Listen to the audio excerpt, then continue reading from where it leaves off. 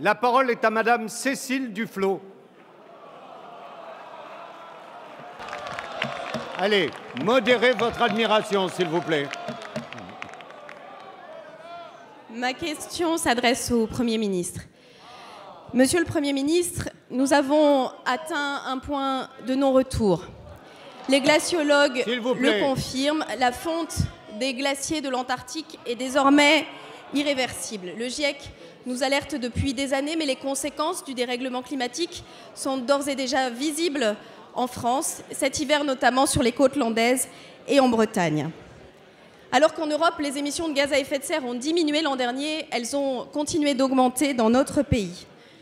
Notre pays, celui-là même qui doit engager la transition écologique.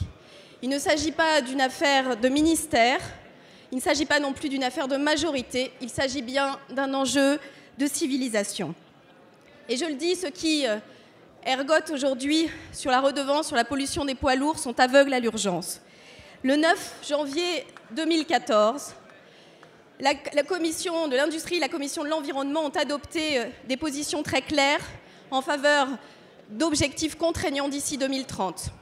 L'Allemagne et le Danemark ont accepté ces 3 objectifs. La France est restée en retrait. La France qui aura une responsabilité particulière, celle d'accueillir la conférence sur le climat en 2015. En 2009, chacun s'en souvient, la France avait freiné des 4 fers pour avancer vers des objectifs contraignants lors de la conférence et avait joué l'esbrouf médiatique pendant le sommet. Nous devons faire face à cette responsabilité, Monsieur le Premier ministre. En 2015, la France ne peut pas être uniquement l'hôte de cette conférence, elle doit en être aussi l'avant-garde. Ma question précise est celle-ci, pouvez-vous me dire quelle sera la position précise et chiffrée de la France sur le paquet énergie-climat européen et quelle position la France adoptera-t-elle en septembre lors du sommet convoqué par Ban Ki-moon ? Merci, Madame.